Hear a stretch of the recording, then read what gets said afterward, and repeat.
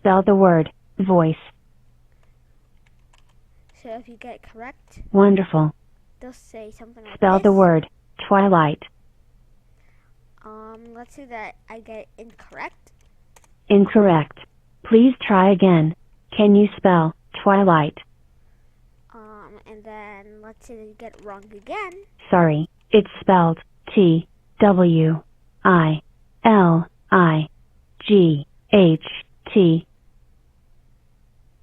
Do you know how to spell myth? Let's say that you get it wrong at first. Incorrect. Please try again. Spell the word myth. And then you get it correct the second time. Good job. It still works. Can you spell switch? First of all, this game requires the text-to-speech. The text-to-speech can be found in here.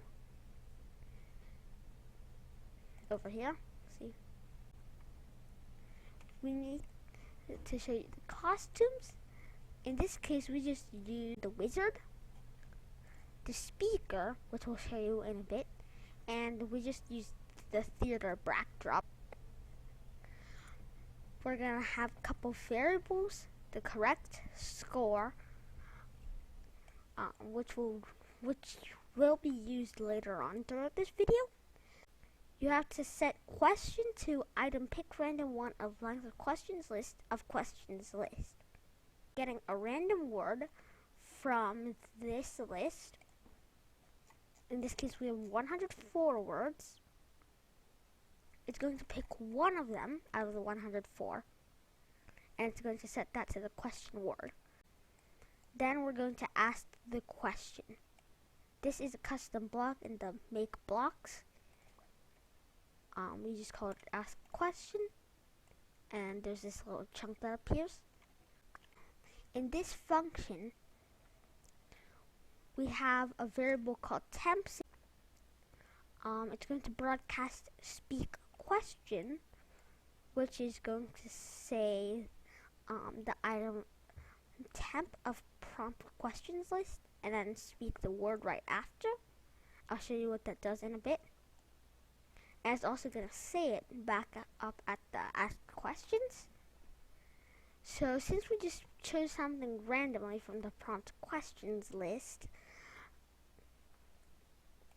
which is another list that we made, which is like, can you spell the word, how do you spell, do you know how to spell?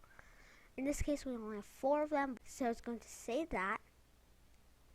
But we don't want it to actually say the word, because then the player already knows how to spell it. Back here at the speak questions, it's exactly the same, except it speaks this, and it speaks the word, which is what the question word was used for. Way back up here. This chunk over here just checks if it's correct or not. And back to the main section, if correct is false from over here, that's going to let you try again. And it's also going to speak incorrect, please try again. And then you have to ask, then you do the block ask question again. Then, if you get it wrong again, it's going to show you the correct answer. If you get it correct the first try, it's also just going to lead to the correct answer block.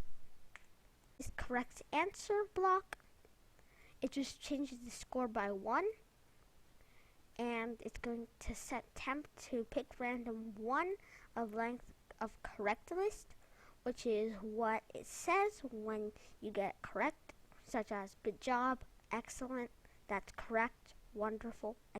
And it's going to broadcast correct, which is another one where it makes it speak. And then after that, you wait 2 seconds, that way they can read it. However, back here, if you get it wrong twice, we have to spell the answer. So it's just gonna say it's spelled. These 2 variables will be used in this repeat here.